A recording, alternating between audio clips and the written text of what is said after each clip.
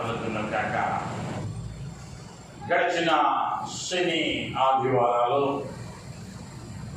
మందిరం యొక్క 11వ వార్షికోత్సవాన్ని ఘనంగా జరుపుకోవటానికి ప్రభు కృప చూపిన వాడై ఉన్నాడు. హల్లెలూయా. ఆరాధన బట్టి ఒక చిన్న సాక్ష్యాన్ని పంచుకొని నేను వాక్యంలోనికి వెళ్ళాలని ఆశపడుతూ ఉన్నాను. 3 మాసాలు ప్రార్థన చేశాం. అవసరం ఎంతో సంఘం ఎదుట ఉంచాం. ఇంచుమించు అంచనాలకు అధికంగా వెళ్ళింది ఖర్చు.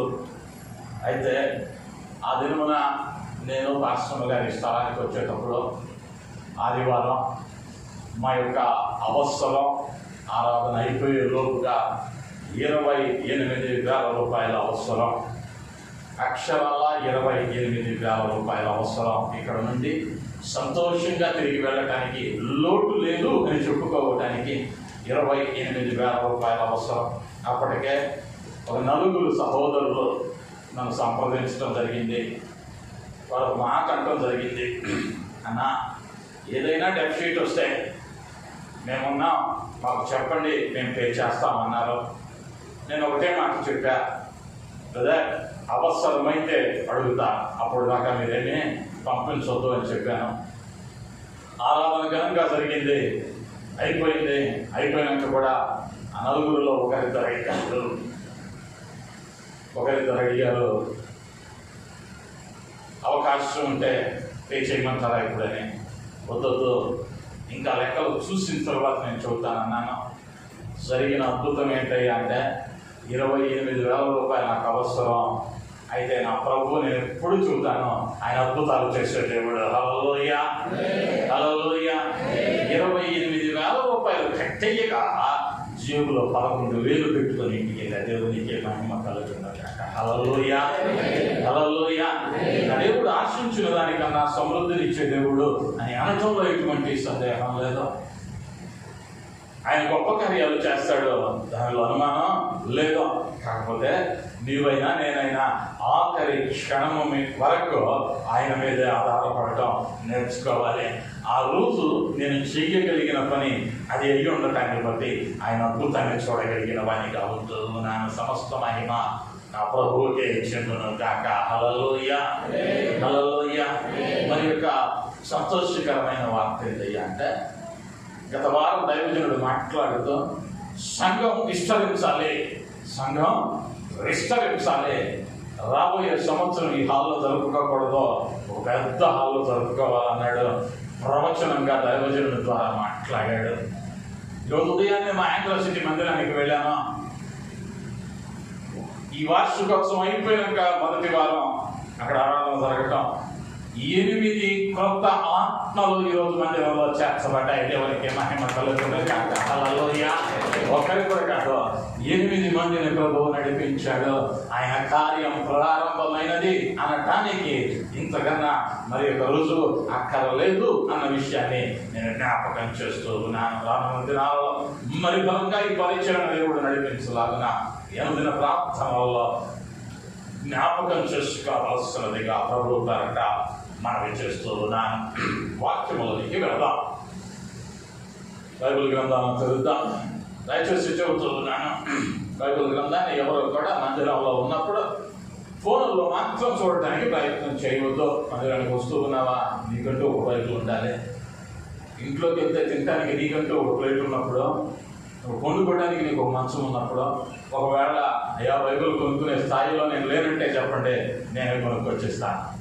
కానీ మందిరానికి వచ్చినప్పుడు నీకంటూ ఒక బైబిల్ ఉండాలి. ఎందుకయ్యా అంటే అది నీకు బ్రతికించే గ్రంథం. కాబట్టి బైబిల్ గ్రంథంలో నుండి నిర్గమకాండం 17వ అధ్యాయం, నిర్గమకాండం 17వ అధ్యాయం 8 నుంచి 15 వచనాలు ఎవరైనా ఒక్కరు బిగ్గరగా చదవవలసిందిగా. తరువాత అమాలేకీయులు వచ్చి రెఫీదీములో ఇశ్రాయేలీయులతో యుద్ధము చేయగా మోషే యెహోషువతో మన కొరకు మనుషులను ఏర్పరిచి వారిని తీసుకుని బయలువెళ్ళి అమాలేకీయులతో యుద్ధము చేయము. రేపు నేను దేవుని కర్రను చేత పట్టుకుని ఆ కొండ శిఖరము మీద నిలిచెదనెను. యెహోషువ మోషే తనతో చెప్పినట్లు చేసి అమాలేకీయులతో యుద్ధమాడెను.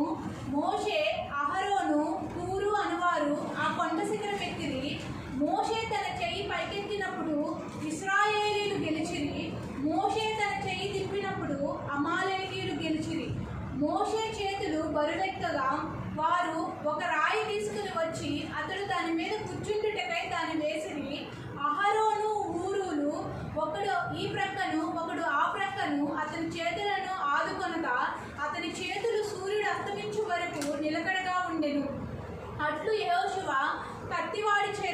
అమాలేకు రాజును అతని జనులను గెలిచెను. అప్పుడు యెహోవా మోషేతో ఇట్లనెను, నేను అమాలేకీల పేరు ఆకాశము క్రింద నుండకుండా బొత్తిగా తుడిచివేయుదును గనుక జ్ఞాపకార్థముగా గ్రంథములో దీని వ్రాసి యెహోషువకు వినిపించుము. తరువాత మోషే ఒక బలిపీఠమును కట్టి దానికి యెహోవా నిస్సి అని పేరు పెట్టి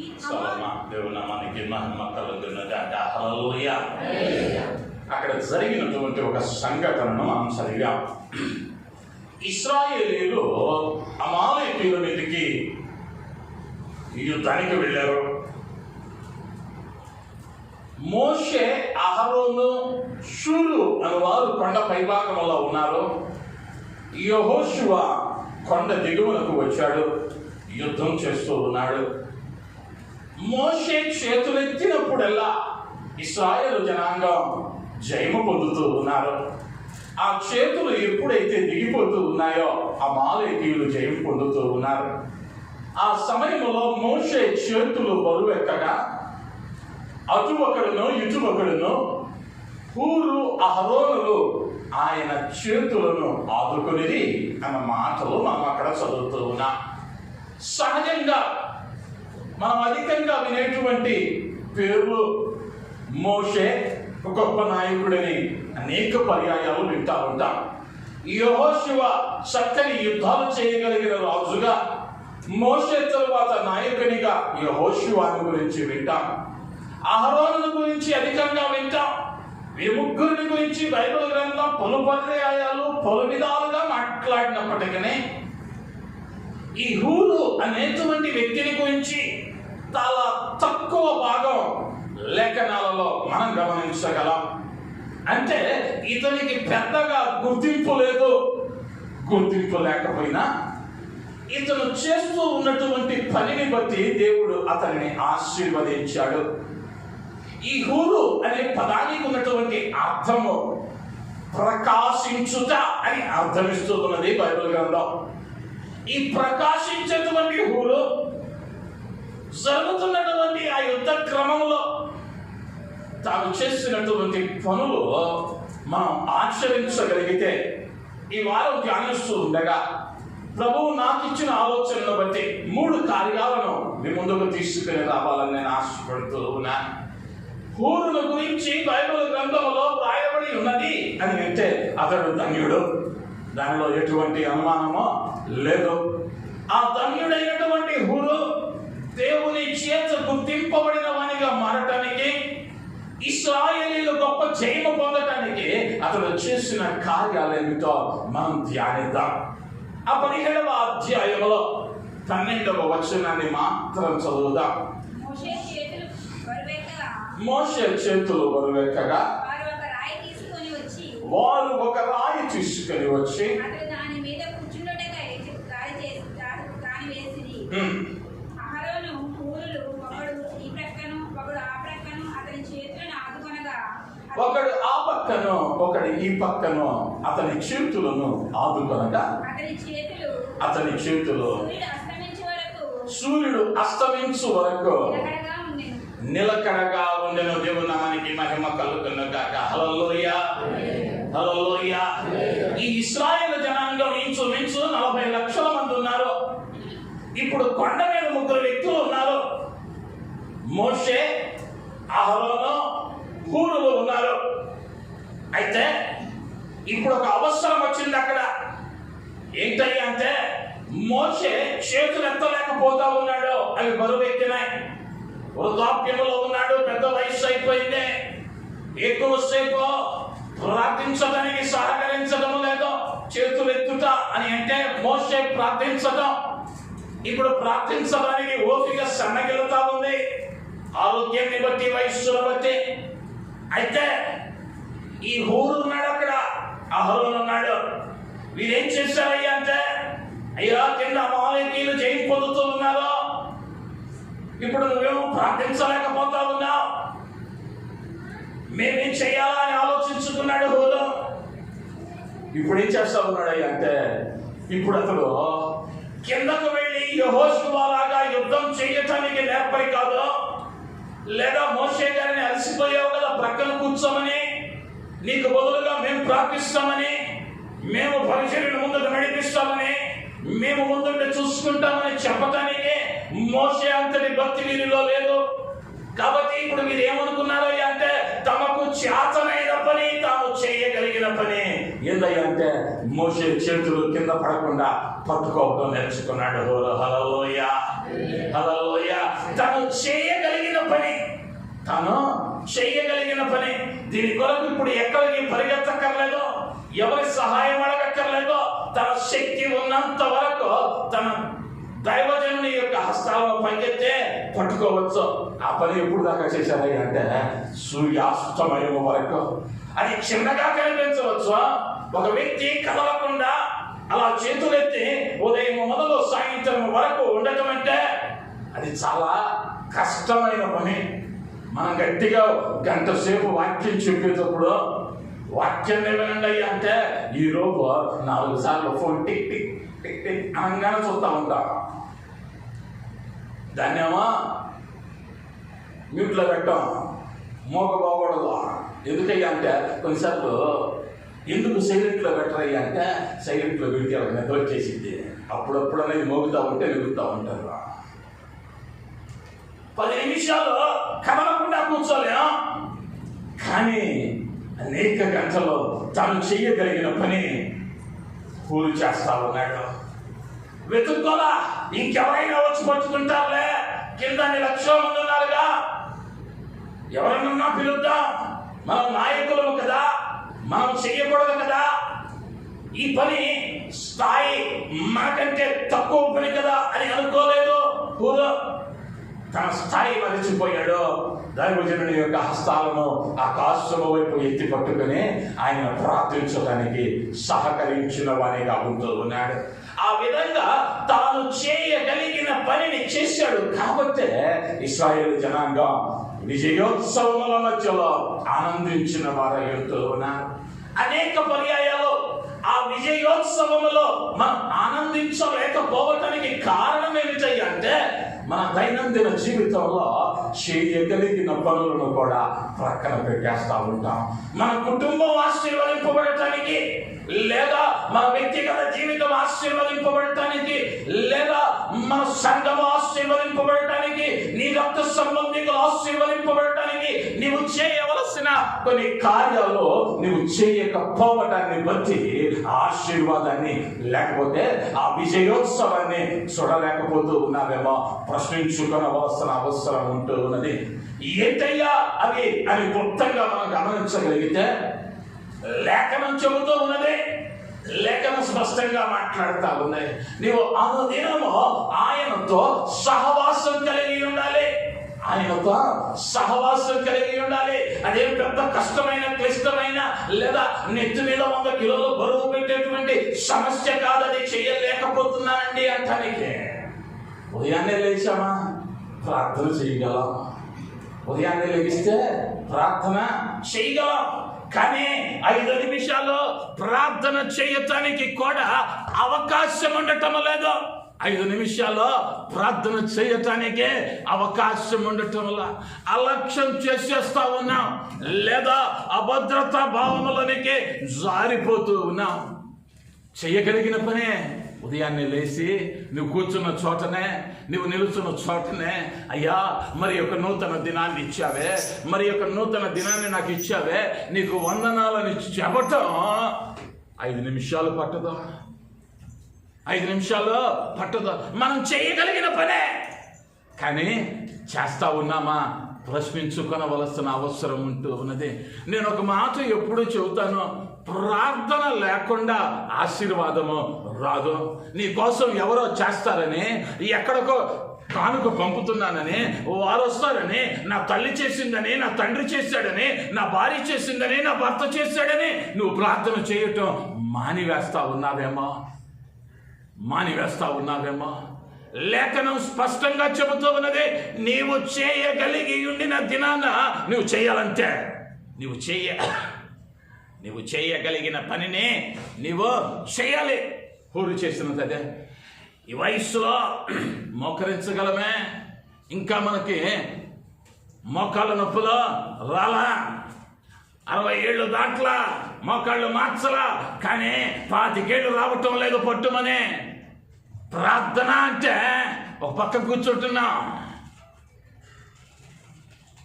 చేయగలమా లేదా? మోకరించాలి. ప్రభువు చూపిన మాదిరి ఆయన ఒలీవల కొండకు వెళ్ళి కొండ పైన మోకాళ్ళలోనే ఆయన చేసి చూపించాడు. ఆ మాదిరికరమైన ప్రార్థన కావాలని కోరాడు. కానీ ఈనాటి క్రైస్తవ్యంలో మందిరాలలో మోకరించేటువంటి ప్రార్థనా పరులు కనుమరుగైపోతా ఉన్నాను. దానివల్ల వచ్చే పెద్ద బలహీనత ఏమీ లేదు. అది ఆరోగ్యం. నువ్వు గంట సేపు వ్యాయామం చేసిన దానికంటే నువ్వు మోకరించి 10 నిమిషాలు ఉండగలిగితే అంతకన్నా చక్కని ఆరోగ్యం మరి ఒకటే లేదు.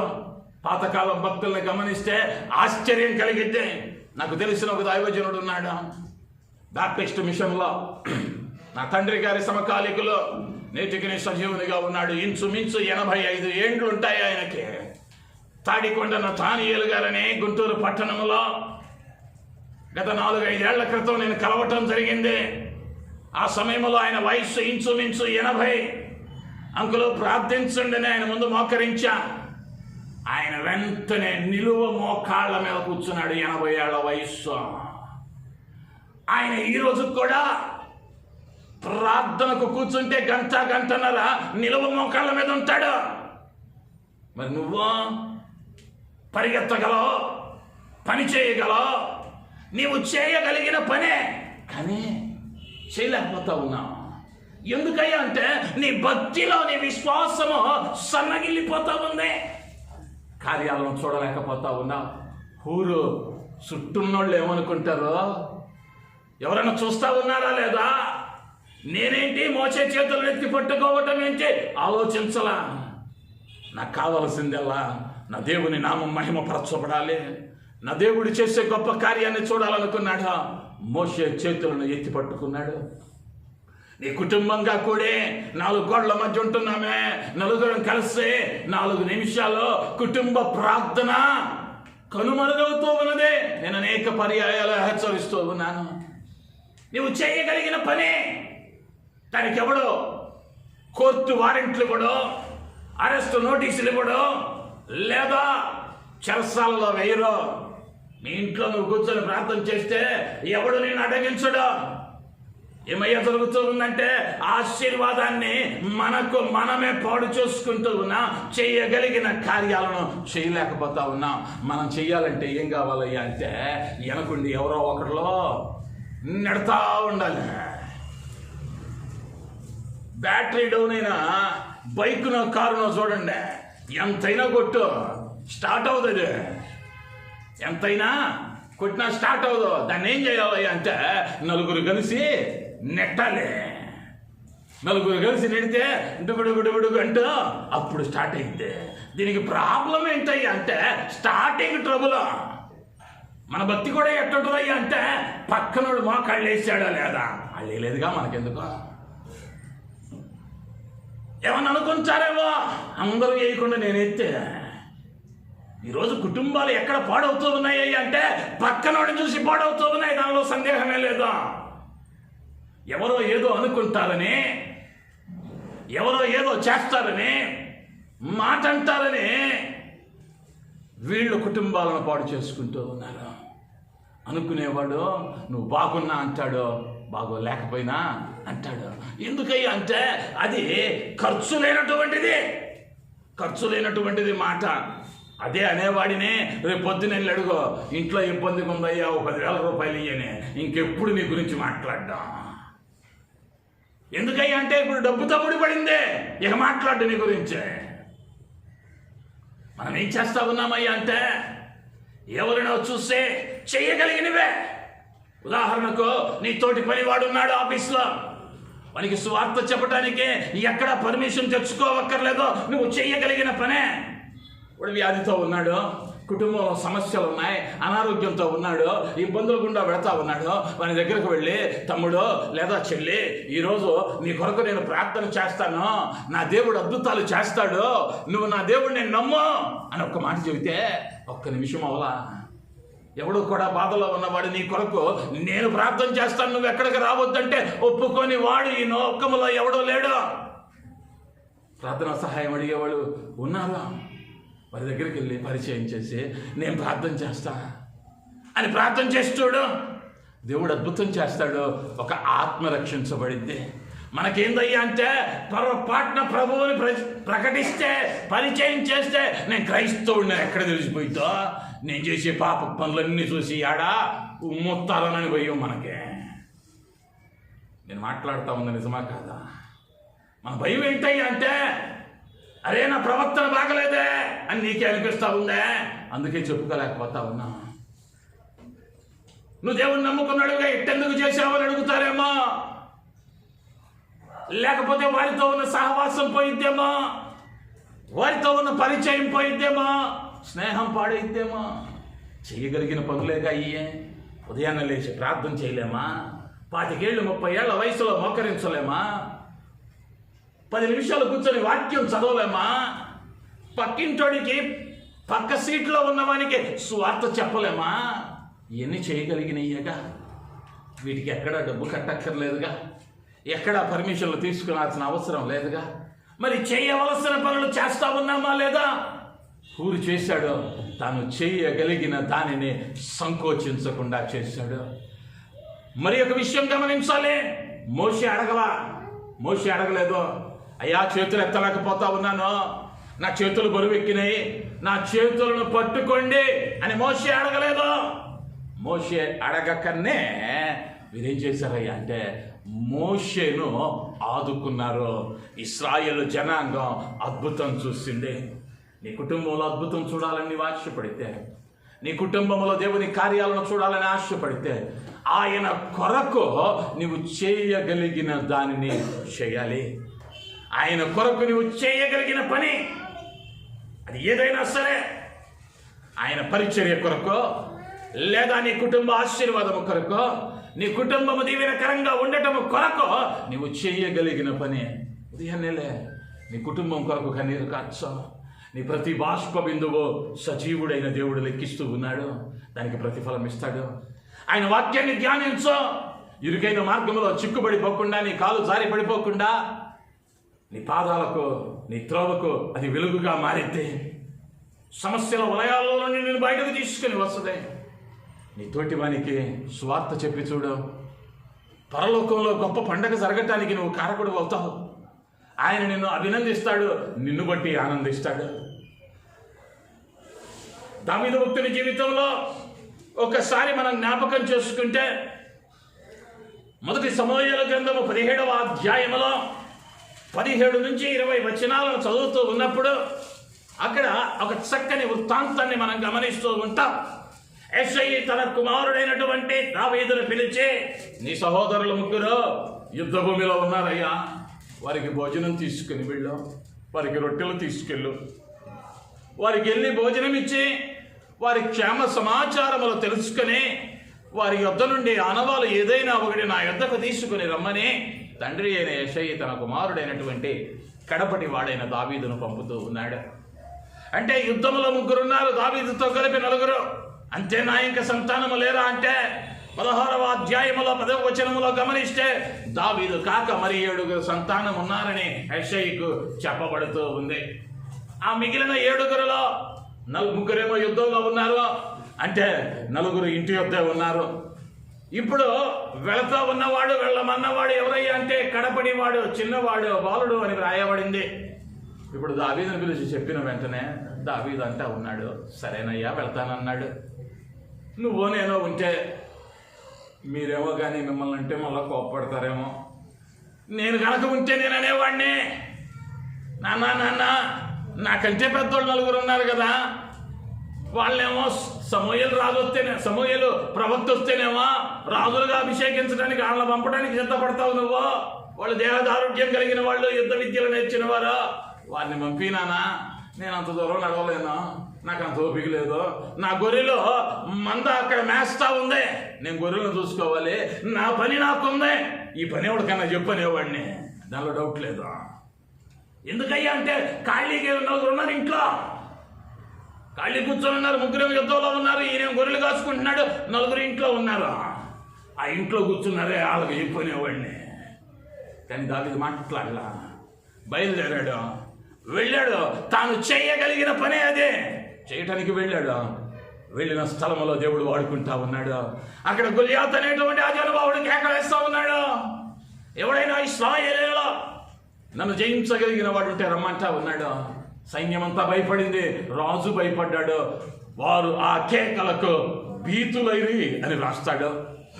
ఆ కేకలకు భయపడిపోయి ఇళ్లలో కూర్చుంటే దావీదు అనేవాడు వెళ్తా ఉన్నాడు సౌలు దగ్గరికి. నేను వెళ్తానయ్యా. వెంటనే సౌలు రాజు తన కిరీటాన్ని, డాలును, శిరస్త్రాణమును, కత్తిని, కవచమును ఇచ్చి పైనుంచి కింద వరకు యుద్ధోపకరణాలు దిగేశారు. ఇప్పుడంటా ఉన్నాడు దావీదు, అయ్యా వీటన్నిటితో నేను అడుగుయటం కష్టం, ఇవి నాకు అక్కర్లేదు అని తన సంచిలోని వడిసెలను తీసుకున్నాడు. వాగు దగ్గరకు వెళ్ళాడు. చక్కని నున్నని రాళ్లను 5 రాళ్లను తీసుకుని తన సంచిలో వేసుకుని యుద్ధరంగంలోనికి వెళతా ఉన్నాడు. ప్రత్యర్థి ఎదురు ఒకడు డాలు మోసుకుంటూ వస్తా ఉన్నాడు. వాడు వెతుకుతూ ఉన్నాడు ఎవడా వస్తూ ఉన్నవాడని. వాడికేమో కనిపించట్లేదు. ఈయనేమో బాలుడు, చిన్నవాడు. వాళ్ళ అంచనానేమో 7 అడుగులు ఉంటాడేమో, 6 అడుగులు ఉంటాడేమో, పెద్ద కత్తి ఉంటుందేమో, పెద్ద సోలం ఉంటుందేమో వెతుకుతున్నారు. ఈయనేమో చిన్న కర్ర, చేతిలో బడిసలా, సంచిలో 5 రాళ్ళు తప్ప ఏమీ లేవు. వెళ్ళాడు. ఒకే ఒక్క రాతి చేత సౌలును నేల కనిపించాడు. ఇప్పుడు ఇదంతా ఎట్ట జరిగిందయ్యా అంటే, మొదటిగా తాను చేయగలిగిన పనిని చేయటానికి వెనకడలేదు దావీదు. దాని కొరకు సాకులు చెప్పుకోలేదు. అయ్యా నేను కాదులే, ఇప్పుడు కాదులే, ఇంకొకళ్ళ పంపు అని బేరసారాలు అక్కడ జరగలేదు. తండ్రి ఎప్పుడైతే మాట చెప్పాడో ఆ మాటకు లోబడ్డాడు, ఆ మాటకు విధేయత చూపాడు, గొప్ప కార్యాన్ని చూడటానికి అవకాశం కలిగినదిగా ఉంటూ ఉన్నది. నీవైనా నేనైనా నీవు చేయగలిగిన పని ప్రభు నీతో మాట్లాడా, వెనకడుగు వేయొద్దు. ప్రభువు కోరుతూ ఉన్నాడా ఈ పని నీవు చేయాలని, వెనకడుగు వేయొద్దు. ఆశీర్వాదాన్ని పోగొట్టుకుంటూ ఉన్నావు. తాను చేసిన బిడ్డలో నిత్యము తనతో మాట్లాడుతూ ఉండాలని ప్రతి సాయంకాలపు చల్లపోట వేళ ఆయన ఆకాశము నుండి దిగి వచ్చి ఏదైనా తోటలో ఆదాము అవ్వలతో సంభాషిస్తూ ఉన్న దేవుడు. కానీ పాపం ప్రవేశించి ఆ బంధం పోయినా యేసుక్రీస్తు ద్వారా, ఆ రక్త ప్రోక్షణము ద్వారా తిరిగి ఆ బంధాన్ని పవిత్రపరచి నీతో నాతో మాట్లాడాలని ఆయన ఎదురు చూస్తూ ఉన్నాడు. మరి నువ్వు చేయగలిగిన పని ఆయన మాట వినగలగటం, ఆయనతో మాట్లాడటం, ఆయన మాటలను చదవటం, ఇతరులకు ఆయనను పరిచర్యం చేయటం మనం చేయగలిగినవేనే చేస్తా ఉన్నామా? హూరు మొదటిగా తాను చేయగలిగిన పనిని చేశాడు. మనం చేయగలం, కానీ మనకేం కావాలయ్యా అంటే ఎవరన్నా బొట్టు పెట్టాలి, ఎవరన్నా పిలవాలి, ఎవరన్నా అప్పగింతలు ఉండాలి. అప్పగింతలు లేకపోతే కదలలేం, కూర్చోలేం, ఏమీ చేయలేం. ఎందుకయ్యా అంటే మనకంతా మన వాక్యానుసారంగా నడుస్తూ ఉన్నామా లేదా ప్రశ్నించుకునవలసిన వారమై ఉంటూ ఉన్నా. నేను ప్రకటిస్తూ ఉన్న వాక్యం 100% నమ్మదగిన వాక్యం. అది 100% నమ్మదగినదే. నీ జీవితంలో ఆశీర్వాదాల కొరకు ఎదురు చూస్తూ ఉన్నావేమో? నువ్వు చేయగలిగిన పనిని ప్రభువు కొరకు చేయటం ఈరోజు ప్రారంభించు. ఎవరో ఏదో అనుకుంటారని ఏనాడు ఆలస్యం చేయవద్దు. ఆయన గొప్ప కార్యాలు చేసే దేవుడు. నీ కుటుంబాన్ని ఆయన ఆశీర్వదిస్తాడు. రెండవదిగా మనం గమనిస్తే ఆ 12వ వచనాన్ని చదివితే, అతడు చేసిన పని బహు గొప్పదేం కాదు. వెళ్ళి యుద్ధం చేయలా, లేకపోతే మోకరించి ప్రార్థన చేయలా. చేసిందల్లా చేతులెత్తి పట్టుకున్నాడు. కానీ ఆ చేతులెత్తి పట్టుకునే కార్యము అన్నది ఉన్నది చూసారా? దానిని ప్రభువు గొప్పదిగా ఎంచాడు. ఆ విధంగా పట్టుకునబట్టే ఇశ్రాయేలు జనాంగం యుద్ధంలో జయము పొందారు. అంటే ప్రభువు దృష్టిలో ఆ చిన్న కార్యం ఏమైందయ్యా అంటే గొప్ప కార్యమైంది. కొన్ని పర్యాయాల్లో మనం అనుకుంటాం, నేను ఈ చిన్న పని చేస్తే ఏం చేస్తాడులే దేవుడు, లేకపోతే నేను చిన్న పని చేస్తే నాకేంటిలే ఆశీర్వాదం అనుకుని చిన్న వాటిని కూడా మనం అశ్రద్ధ చేస్తూ ఆశీర్వాదాన్ని పోగొట్టుకుంటూ ఉంటాం. నువ్వు చేసేది చిన్నదైనా నువ్వు ఎలా చేయాలి అంటే నమ్మకత్వంతో చేయాలి. ఆ చిన్న పనిలో నువ్వు నమ్మకత్వం చూపిస్తే నిన్ను విస్తారమైన వాటి మీద ఆయన అధిపతిగా నియమించేటువంటి వాడు అన్న విషయాన్ని నేను జ్ఞాపకం చేస్తూ ఉన్నాను. దేవుని నామానికి మహిమ కలుగును గాక. హల్లెలూయా, హల్లెలూయా. నేను ఒక మాట విన్నా గత వారంలో. ఈ మందిరం అంతా శుభ్రమైంది వార్షికోత్సవం సందర్భంగా. ఆ వార్షికోత్సవం ఆరాధన జరుగుతూ ఉన్నప్పుడు ఎవరో ఒక సహోదరుడు ఎవరైతే శుభ్రం చేశాడో ఆ సహోదరుడు పైకి చూశాడో ఒక ట్యూబ్లైట్ మీద బూజు కనిపించింది. అంటా ఉన్నాడంట, అయ్యో ఈ ట్యూబ్లైట్నే వదిలేసామే, బాధగా ఉంది. చిన్న పనే, దాన్ని ఎవరు పట్టించుకోవా. కానీ ఆ ఆసక్తిని ఎవరు చూస్తా ఉన్నారయ్యా అంటే పరమందు ఆసీనుడైన ప్రభువు చూస్తూ ఉన్నవానిగా ఉంటూ ఉన్నాడు. హల్లెలూయా, హల్లెలూయా. కొన్ని పర్యాయాలు ఏమనుకుంటామయ్యా అంటే ఇది చిన్న పని, నా స్థాయికి తగినది కాదు, నేను చేయకూడదు. నేను చేశాననుకో చూసి నలుగురు నన్ను తక్కువగా చూస్తారేమ్మా. వాళ్ళు తక్కువగా చూసినా పర్లేదమ్మా, ఆయన నిన్ను తక్కువగా చూసి రోజు రాకముందే ఆయన నిన్ను చూసేటువంటి భాగ్యాన్ని నువ్వు కలుగ చేసుకోవలసినదిగా ప్రభు పేరట బ్రతిమలాడుతూ ఉన్నాను. నువ్వు మందిరంలో చేసే కార్యం చిన్నదిగా ఉండొచ్చు, లేదా ఆయన మందిరంలో నువ్వు ఒక చీపు వేసినా ఒక కుర్చీ మడత వేసినా నేను ఎప్పుడు చెబుతా అది చిన్న పనే, చిన్న పనే, నీ స్థాయికి తగిన పని కాదు. నువ్వు బయట ఒక పెద్ద కలెక్టర్ అయి ఉండొచ్చు, లేకపోతే ఒక పెద్ద స్థాయిలో నీవు ఉండవచ్చు. కానీ ఆయన ఎదుట అందరమును అల్పులమే. మనం చేస్తూ ఉన్న పని ఎవరి కోసమో చేయటంలా. ఇప్పుడు హూరు అనేటువంటి వ్యక్తి మోషే కొరకు చేయలా, ఇశ్రాయేలు జనాంగం కొరకు వారిని నడిపిస్తూ ఉన్న దేవుని కొరకు చేశాడు. ఆయన నామము పేరట నువ్వు ఏ చిన్న పని చేసినా ఆ చిన్న పనిని ప్రభువు ఎలా చేస్తాడయ్యా అంటే గొప్పదిగా చూస్తాడు, గొప్పదిగా చూస్తాడు. అనేక పర్యాయాలు చిన్నదేగా ఎవరో ఒకరు చేస్తారులే, చిన్నదేగా మనకెందుకులే, లేకపోతే మనకి ఎవరో చెప్పలేదుగా, ఊరికి ఎవరు చెప్పలా, ఊరికి ఎవరు చెప్పలా, చిన్న పని చేశాడు, గొప్ప ఆశీర్వాదాన్ని చూడగలిగాడు. అనేక పర్యాయాలు వెనకడుగు వేస్తాం. నేను ఇచ్చే ఈ చిన్న కానుక ఇంత అవసరంలో ఏం ఉపయోగపడుతులే, నువ్వు ఇచ్చేది చిన్నదే, కానీ ఆ చిన్నదానిని గొప్పగా విస్తరింప చేయగలిగిన దేవుడు ఉన్నాడు మందిరంలో.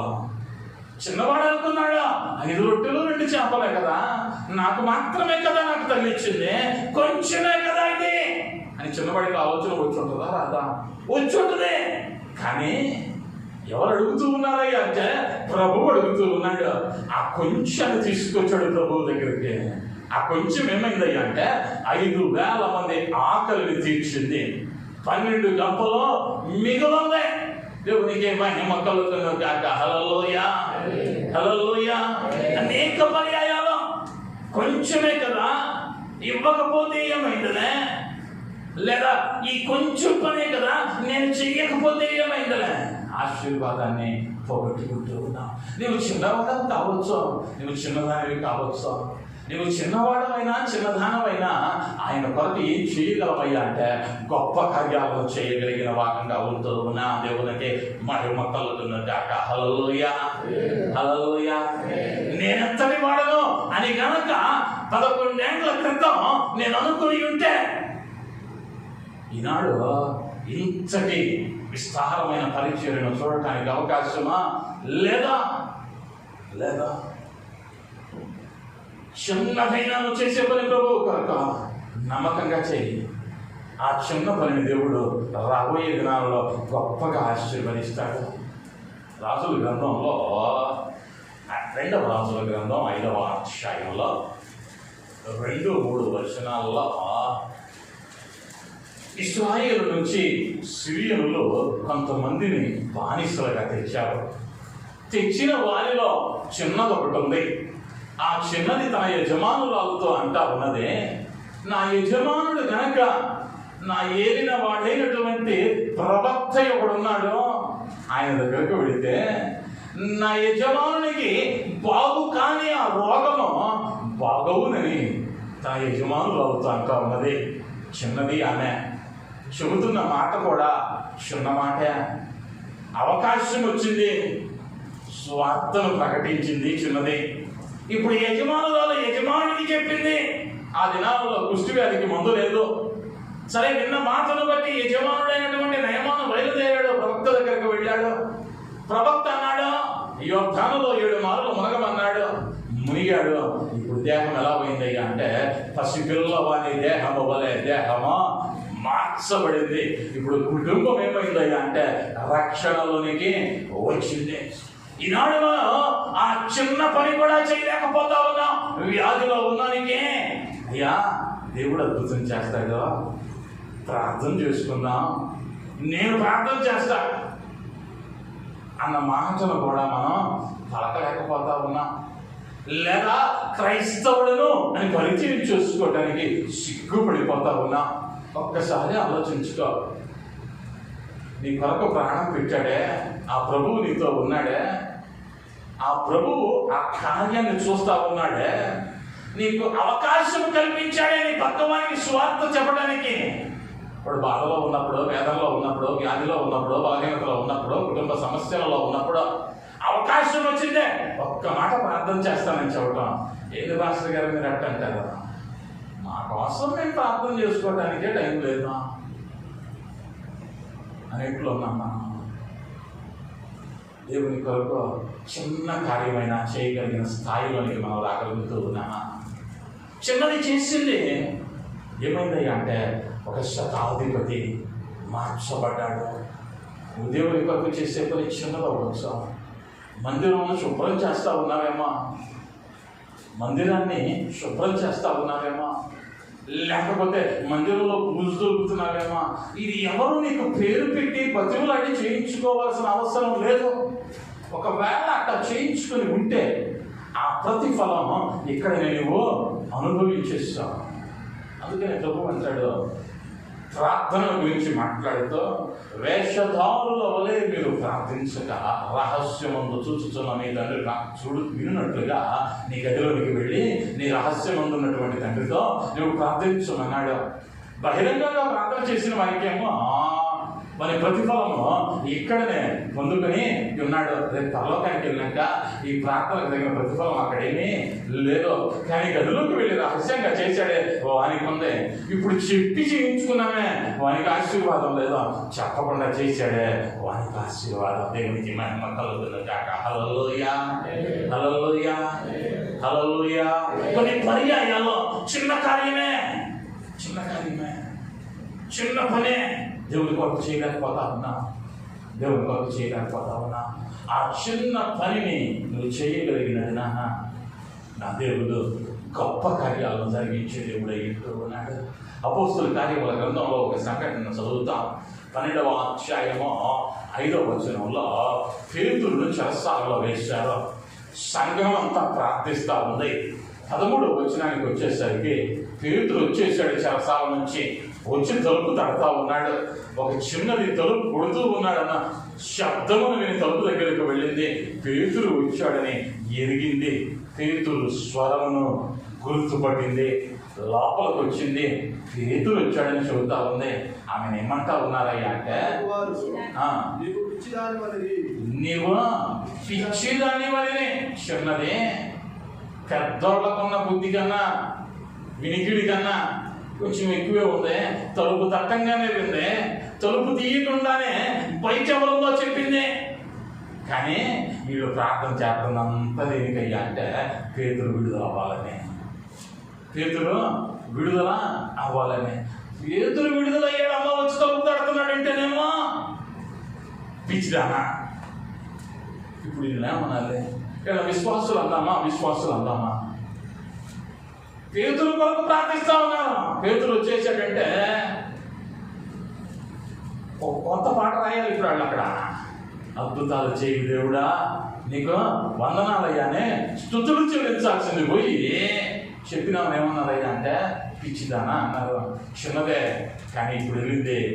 తలుపు తీసింది, పేతురు లోపలికి వచ్చాడు. వాళ్ళందరూ ఆశ్చర్యపడతా ఉన్నారు. నువ్వు చిన్నవాడు అవ్వచ్చు, చిన్నదాని అవ్వచ్చు, నువ్వు చేసే పని చిన్నదవ్వచ్చు, కానీ దేవుడు అద్భుతాలు చేసే దేవుడు. నువ్వు చేయకుండా ఆగుతూ ఉన్నటువంటి ఆ చిన్న కార్యం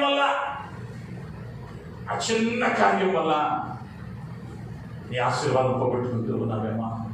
కొంచెం బుద్ధిహీనత మంచి నడకను చెడుపును అని చెప్పబడింది. ఒక్క వనితైలంలో చచ్చిన ఈకపడుట వలన ఆ సుగంధ ద్రవ్యమంతయో దుర్వాసన కొట్టును. కొంచెమే ఆ చిన్నదే మనంతా పాడు చేసింది. ఏ చిన్న అలవాటు, ఏ చిన్న బలహీనత దేవుని వాక్యానికి విరుద్ధమైనది. దేవుని వాక్యానికి విరుద్ధమైన చిన్న పని. ఈ చిన్న పని చేస్తే ఏముందలే, ఈ చిన్న కార్యం చేస్తే ఏముందలే అని చేయకూడనివి పెద్ద పెద్ద కార్యాలు చేస్తా ఉన్నా. వాక్యానుసారం కానివి పెద్దవి చేస్తాం, వాక్యానుసారమైనవి చిన్నవి కూడా చేయటానికి ఓపిక ఉండటం వల్ల టీవీ పెట్టుకుని మార్నింగ్ టు ఈవినింగ్ చూడమంటే కుటుంబ సమేతంగా కూర్చుంటాం. ఏదన్నా పండుగ వస్తే ఏ ప్రోగ్రామ్ మిస్ అవ్వా, ఎందుకంటే స్పెషల్ ఎంటర్టైన్మెంట్ ప్రోగ్రాంలు ఎత్తాడు. రోజు ఎంటర్టైన్మెంట్ ప్రోగ్రాంలు ఎత్తాడు. అదే ఒక ప్రత్యేకమైన ఉపవాస ప్రార్థన అంటే ఆ 4 ముసలోళ్ళు 2 పిల్లలు తప్ప ఎవరు కనిపించరు. అందువల్ల ఎక్కడికైనా వెళ్ళండి, రాదు. ఎందుకంటే ఒకవేళ వెళితే ప్రభువు మాట్లాడితే ఏదైనా వదలాల్సి వస్తే ఇంట్లోనే వీళ్ళు నిశ్చయించుకుంటారు. మన బాగాలేదుగా ప్రభు మాట్లాడతారు, మళ్ళీ ఉపవాసం అంటా ఉన్నారు. ప్రభు ఆత్మ ఎవరి మీద కన్నా వచ్చి ప్రవచనంగా మన పేరు వచ్చిందనుకో, మా గబ్బంతా రొట్టును పడితే ఎందుకు వచ్చిన బాధ. దయచేసి ప్రభు పేరట బ్రతిమలాడుతూ ఉన్నాను. దేవుడు ఇష్టపడేది చిన్నదైనా చేయడానికి ప్రయత్నిద్దాం. దేవుడు ఇష్టపడందే నిన్ను ప్రధానిని చేస్తానన్నా కూడా దానికి దూరంగా ఉండటం మంచిదే. ఒకడు 100 కోట్లు ఇస్తానని వచ్చిన దండం పెట్టి పక్కకి వెళ్ళమంటమే తప్ప దాని కొరకు ఆశపడడం మంచిది కాదు. 2008-9 ప్రాంతాలలో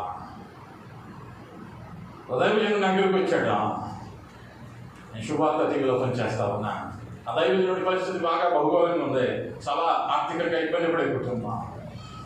చెప్పకూడదు కానీ చెప్పాల్సి వస్తూ ఉంది. అన్న దగ్గర ఫోన్ లేదు సంప్రదించాలంటే. మంచి సేవకుడు, చక్కని వర్షం లేదు. నువ్వు ఎక్కడ అవకాశం ఇచ్చినా 10 నిమిషాల్లో వాక్యం సిద్ధం చేసుకోగలడు, చక్కని మాటలు ఇవ్వగలడు. అద్భుతమైన సేవ 3 మందిరాలలో అసిస్టెంట్ పాస్టర్గా చేస్తూ ఉన్నాడు ఆ రోజుల్లో. సరే నేను మాట్లాడదామంటే ఫోన్ లేదు అన్న దగ్గర. నాకు జీతం వచ్చింది, వాళ్ళ ఇంటికి వెళ్ళి అన్నం తీసుకొని వెళ్ళి 1200 రూపాయలు పెట్టి ఫోన్ పోయించా. 2 నెలలు అయింది. అన్న ఫోన్ చేశాడు, తమ్ముడు మీ ఆఫీస్ దగ్గరికి వచ్చాను, ఒకసారి రా అన్నాడు. వెళ్ళాను. వెళ్తే అన్న అన్నాడు, తమ్ముడు కొత్తగా ఒక సంస్థ స్టార్ట్ చేశాం, మనమే దానికి ఆల్ ఇన్ ఆల్. ఆ సంస్థ పేరు హిమ్ అనే సంస్థ. ఆ సంస్థలో మనమే ఆల్ అండ్ ఆల్. నీ స్వరం బాగుంటుంది, నువ్వు వచ్చి ప్రసంగం మాత్రం చేసి వెళ్తా ఉందా, నీకేం కావాలంటే అది ఇస్తామన్నారు. నేను అడిగాను, ఇంతకీ ఏందన్నా అన్న. ఏమీ లేదు, 10,000 పెట్టారనుకో, సంవత్సరంలో మనం 70,000 ఇస్తాం. మనకే ఫారెన్ నుంచి కట్టలు వచ్చేస్తుంది, 10,000 ఇస్తే 70,000 ఇస్తామన్నారు. 2 నెలల క్రితం ఫోన్ లేదు, ఇప్పుడు వచ్చాడు. నన్ను కూడా రమ్మన్నాడు. నేను అన్నాను, అన్న వద్దులన్నా, దేవుడు చూసుకుంటాడు, నాకైతే ఆ ఓపిక లేదు, రానన్నా. పట్టుమని నేను అవ్వలా. మా ఆఫీస్ కింద BMW కార్ ఆగింది. నా సీట్ కిటికీ పక్కనే ఉంటుంది. ఇందులో మన ఆఫీస్కి BMW వచ్చింది అనుకున్నా. ఫోన్ వచ్చింది అంతలోకి. వెళ్ళా, కిందకి వెళ్తే తమ్ముడు మందే కారు అన్నాడు. 1,50,00,000 రూపాయల కారు. సరే ఎక్కువ ఇక్కడ దాకా వెళ్దాం అన్నాడు. ఎక్కితే కాళ్ళ కింద మోటార్లు తగులుతున్నాయి. ఏందన్నా ఇంత కారు పెట్టుకుని ఏదో మోటార్లు పెట్టుకున్నావు కాళ్ళ దగ్గర అంటే, వంగి చూడు అన్నాడు. వంగి చూస్తే 500 రూపాయలు ఉంటాయి కట్టుకోన్నాయి అన్నాడు. బుద్ధి లేనోడివి, నేను అప్పుడే రమ్మన్నా, నాతో పాటు వచ్చినట్టయితే బండి లేకుండా తిరిగేవాడు కాదు, నాలా కారు ఉండేది. ఇంకో 2 నెలల తర్వాత వచ్చాడు, గృహప్రవేశం బెంగుళూరు వెళ్దాం రా అన్నాడు. వెళ్ళా, ఒక పెద్ద రాజమందిరం కట్టాడు 8 కోట్ల రూపాయలతో. 8 కోట్ల రూపాయలు రాష్ట్రంగా ఉంది. అయిపోయింది. 6 నెలలకి ఒక వార్త చదివా, పొలవ జైల్లో ఉన్నాడన్న. పొలవ జైల్లో ఉన్నాడు. దేవుడు నిన్ను చేయొద్దన్న పని ఏదన్నా చేసావా? కలుస్తా అక్కడ, దానిలో సందేహం లేదా. కొన్ని పర్యాయాలు ఏమైందయ్యా అంటే, దేవుని కొరకు చిన్న పనులైనా చెయ్యగలిగి చెయ్యకపోయినా కూడా శాపమే. నీవు మేలు నెరిగి ఉండి నీవు దానిని చెయ్యకపోవటం అది పాపం అన్నాడు దేవుడు. దేవుని పరిచర్య కొరకు నువ్వు చేయగలిగిన స్థాయిలో ఉన్నావు, చేయగలిగిన సామర్థ్యం ఉంది, చేయగలిగిన ఆరోగ్యం ఇచ్చాడు, కానీ చెయ్యలేకపోయావా దేవుని మహిమ కొరకు, అది శాపంగా మారే ప్రమాదం ఉంది. నేను అన్నాను అప్పుడు, అన్నా దేవుడు నా పక్షంగా ఉన్నాడు, దేవుడు నా పక్షంగా ఉన్నాడు. అందుకని నేను పదే చెబుతాను ప్రతిసారి నా సాక్ష్యంలో. నేను కనుక ప్రభువుని ఎరిగి ఉండకపోతే, ఈ బైబిల్ గ్రంథానికి నేను లోబడి ఉండకపోతే, ఒకటి చెరసాలలో లేదా మట్టిలో ఉండేవాడిని. ఇంకంతకు మించి నాకు ఉద్యోగం ఇచ్చేవాడు లేడు, మనల్ని బరాయించగలిగినవాడు లేడు, మనం బరాయించేవాడు లేడు భూమి మీద. నాకు ఉద్యోగం ఇవ్వగలిగినవాడు లేడు. ఎప్పుడైతే ఆయన కొరకు చిన్న కార్యమైనా చేయడానికి నిన్ను నువ్వు తగ్గించుకొని చేస్తావో, ఆయన గొప్ప కార్యంగా దానిని మార్చేదిగా ఉంటున్నాడు. హల్లెలూయా. ఊరు ఆశీర్వదింపబడ్డాడు. 2 కారణాలు. మొదటిది, తాను చేయగలిగిన పనిని చేశాడు. తను చేయగలిగిన పని చేస్తా ఉన్నావా? సర్ది చెప్పుకుంటా ఉన్నావా? సర్ది చెప్పుకుంటా ఉన్నావా? రెండవది, చిన్న కార్యమే చేశాడు, అది గొప్పదిగా ఎంచబడింది. చిన్న కార్యం అని అశ్రద్ధ చేస్తా ఉన్నారేమో, నేను చేయకపోతే ఏమైందిలే, మిగిలిన 10 మంది చేస్తారులే అని నీవు తప్పుకుంటున్నావేమో. నిన్ను ఎక్కడుంటాడు దేవుడు? నీ బాధ్యత ఉంది అక్కడ, నీ అవసరం ఉంది, నీ హృదయాన్ని ఆయన చూస్తా ఉన్నాడు. చివరిగా 3వది గమనిస్తే, అక్కడ ఆ వచనంలో 12వ వచనంలో చేతులు ఎత్తి పట్టుకున్నాడు మోషే చేతిలో. కార్యక్రమం అయిపోయింది. సాయంకాలం వరకు హస్తాలు ఎత్తబడి ఉన్నాయి. జరిగిన అద్భుతం ఇశ్రాయేలీయులు జయం పొందారు.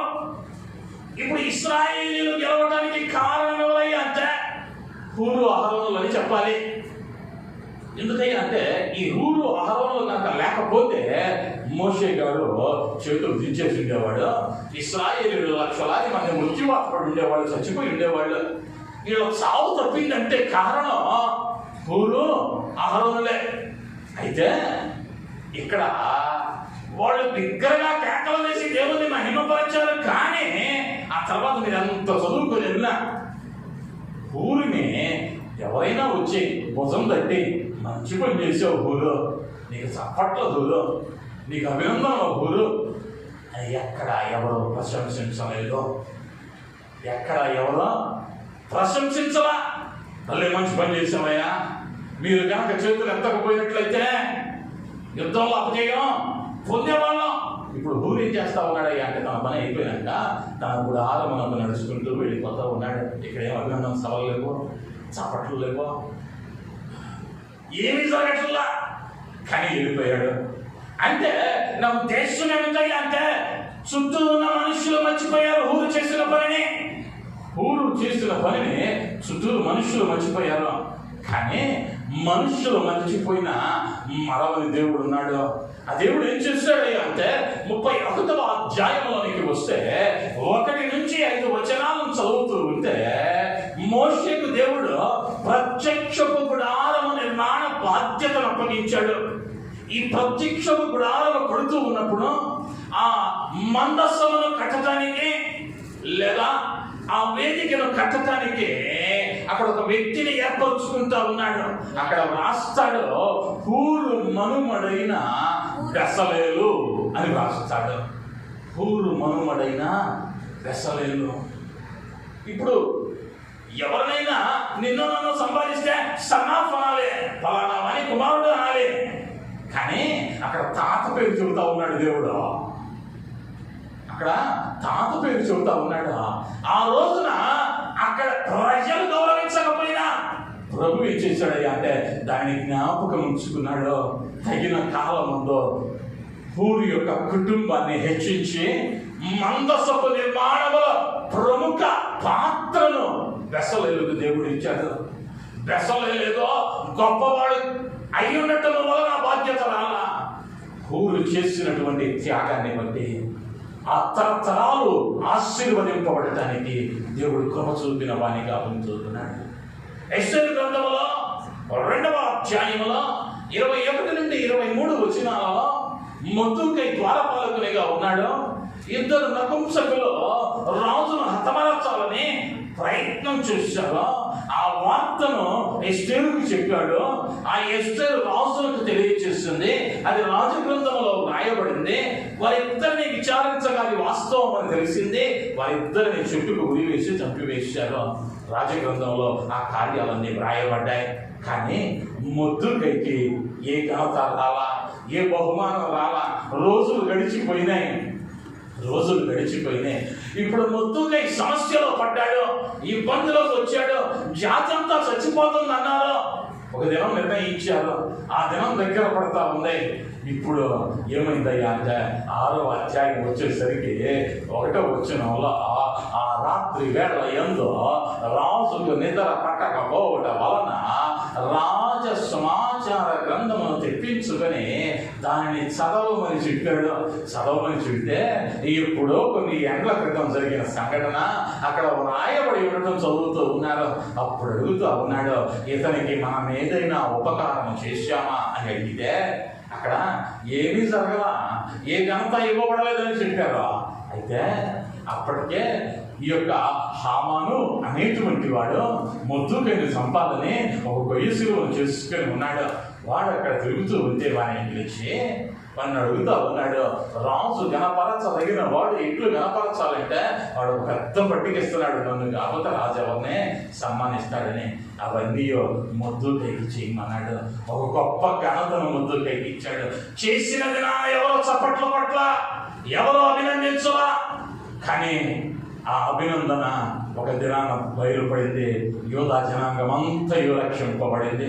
ఈ రోజున నువ్వు చేస్తూ ఉన్న పనిని బట్టి నీకెవరో చప్పట్లు కొట్టడం లేదేమా, భలే చేసావు తమ్ముడు, భలే చేసావు చెల్లి అని నిన్ను అందరం ఎక్కించడం లేదేమా, అలా చేయటం లేదని అలుగుతున్నావేమో. జాగ్రత్త. ఇక్కడ కాదు నీ అభినందన, ఇక్కడ కాదు నీకు గౌరవం.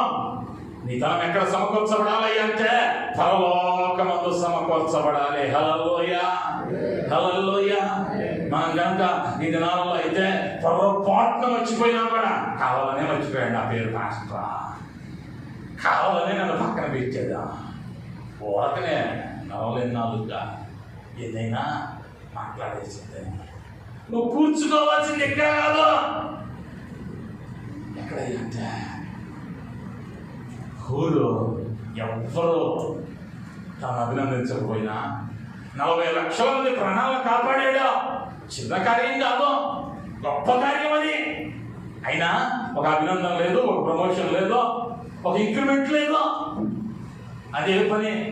సరే ఇంత పని చేస్తే మోసే తర్వాత నాయకత్వం వస్తుందా అంటే యెహోషువకి వెళ్ళింది. ఇప్పుడు నాయకత్వంలో కూడా ప్రమోషన్ లేదు. కానీ దిగులు పడలా, ప్రభువుకి నమ్మకంగా ఉన్నాడు.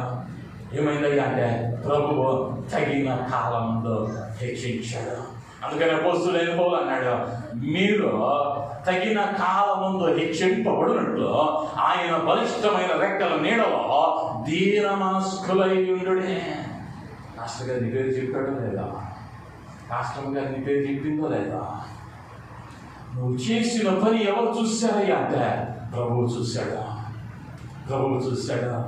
ఆయన ఖచ్చితంగా ఆయన పక్షపాతం లేని దేవుడు, ఆయన పక్షపాతం లేని దేవుడు.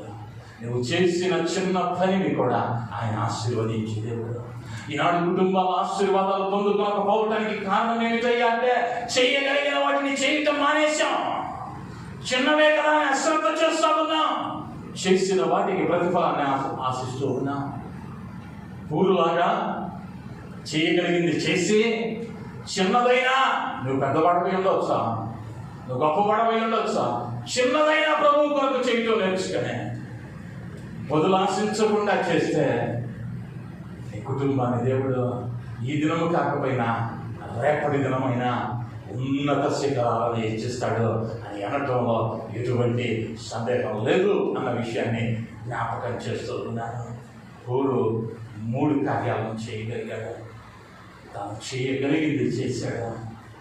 ఎంతకాలం చేయగలిగి ఉండి కూడా చేయటం లేదేమో, అది వాక్యానుసారమై ఉండి కూడా చేయకుండా ఉన్నావేమో, ఇది ఒక తీర్మానం తీసుకో. అయ్యా, నీ పని కొరకు నేను చేయగలిగిన ఏ పని అయినా నేను చేస్తా. సిగ్గుపడినా, ఒక మాట పడినా, సిగ్గుపడినా, ఒక మాట పడినా దేవుని సన్నిధిలో సిగ్గుపడవలసిన అవసరం లేదు. నేను గత ఆదివారం ఆరాధనలో చెప్పాను, నా పరిచర్య అనుభవంలో గత వారం నేను అనుభవించిన ఆనందం కన్నా ఆనందం మరి ఎన్నడూ నేను అనుభవించలా. పిల్లలు మొదలు పెద్దల వరకు ప్రతి ఒక్కరు ప్రయాసపడ్డారు. నేను చెప్పినా చెప్పకపోయినా ఆ పనుల భారం మీదేసుకొని చేశారు. ప్రభువు వాటిని చూచాడు. నువ్వు చేయగలిగిన సామర్థ్యం ఉన్నప్పుడే నేను ఎప్పుడూ జ్ఞాపకం చేస్తాను. 25 ఏళ్ల వయస్సులో మోకరించకపోతే 70 ఏళ్ల వయస్సులో 5 నిమిషాలు కూర్చుంటే నడుము నొప్పి వచ్చింది. గట్టిగా అల్లలోయ అంటే ట్యాబ్లెట్ వేసుకోవాలి, ఆయాసం ట్యాబ్లెట్. నీకు అప్పుడు నువ్వు దేవుడికి అక్కర్లా. నువ్వేందయ్యా ఇంకా వయసులో అంటే స్క్రాబ్ తీసుకెళ్ళి ఎవరికైనా ఇస్తానంటే చెత్త కొట్టుడు కొట్టడం తప్ప, సెకండ్ హ్యాండ్ వాడు తీసుకోవడం తప్ప ఎందుకు పనికిరాదు. నువ్వు ఎప్పుడు కావాలయ్యా అంటే ఎవరి కాలంలో బలం ఉన్నప్పుడే నలుగురికి వెళ్ళి 4 కరపత్రికలు ఇవ్వగలిగిన వయస్సులోనే నా దేవుడికి కావాలి. చేయగలిగిన పనే. స్వార్థకు ద్వారాలు విరివిగా తెరవబడ్డాయి. ప్రార్థిస్తూ ఉన్నాం. పరిచయం విస్తరించాలి అంటే ప్రయాసపడాలి. కూర్చొని ఇక్కడ ప్రార్థన చేసినంత మాత్రాన క్రియలు లేకుండా అద్భుతాలను చూడలేం. దానికి ఒక ప్రార్థిస్తూ ఉన్నాం. రాబోయే దినాల్లో ఒక ప్రణాళికను బట్టి ప్రభు నడిపించిన దాన్ని బట్టి ముందుకు వెళ్ళవలసిన నేర్చుకున్నా. ఏది ఏమైనా నువ్వు చేయగలిగిన చిన్న పనులను అశ్రద్ధ చేయొద్దు. చిన్న పని అంటే చెబుతా, 11 గంటలకు ఆరాధన చిన్న పనే. ఆదివారం సెలవు అనుకుందాం. రోజు 6ంటికి లేచేవాడి వాళ్ళు 8ంటికి లేవు, తప్పులేదా? 8ంటికే సిద్ధపడ్డా. 11ంటికల్లా మందిరంలో ఉండాలి. అది చిన్న పనే. ఎందుకు చిన్న పని అంటా ఉన్నానయ్యా అంటే మనం ఏం చేస్తామయ్యా అంటే 10:30 దాకా టీవీ ముందు ఉంటాం, లేక 10:30 దాకా ఫోన్లో ఉంటాం. ఇక అప్పుడు 10:30కు పరిగెత్తాలి. 10:30కు పరిగెత్తాలి పోయి దగ్గరికి. అప్పుడు పెట్టాలి నీళ్ళు. అవి పొంగేసరికి 11 అవ్వాలి. పాటలు అయిపోయే టైంకి వెళ్తే చాలు. లేకపోతే పాస్టర్ గారు ఆశీర్వాదం ఇచ్చే ముందా కనిపించి ఆఖరి ఒక హాయి చెబితే చాలు. మనం ఎలా అయిపోతా ఉన్నామయ్యా అంటే ఒక క్రమము లేని బొత్తిలోనికి వెళ్తా ఉన్నాం. అందుకనే కార్యాలను చూడలేకపోతా ఉన్నాం. ఈ హూరుబులే స్థాయిని మార్చి చేయగలిగిన ప్రతి పని చేయాలి. చిన్నదైనా సిగ్గుపడద్దు. దేవుని కొరకు చేస్తా ఉన్నాం. మూడవది, నువ్వు ఇచ్చిన కానుకను బట్టో నువ్వు చేసిన పనిని బట్టో ఎవరో ప్రశంసించలేదని నొచ్చుకోవద్దు, ఆపివేయవద్దు. ప్రతిఫలం ఇచ్చేవాడు చూచుతున్నాడు. నేను చూచుచున్న దేవుడు అన్నాడు హాగరుతో. అదే దేవుడు నేను చూస్తా ఉన్నాడు. ఆయన ఇస్తాడు ప్రతిఫలం. ఆయన ఇస్తాడు. నేను చెబితే 4 చేత 1 నిమిషం సప్పట్లో కొట్టించగలను అంతే. కానీ నా ప్రభు ఇస్తే ఎలా ఉంటుందయ్యా అంటే మహిమ కలిగినటువంటి కిరీటము చేత ఆయన నిన్ను సత్కరించువాడై ఉంటున్నాడు. అది కావాలని మనం ఆశపడినట్లయితే ఈరోజు ఒక తీర్మానం తీసుకున్నాం. పూలు వంటి అనుభవం గుండా నన్ను నడిపించమని.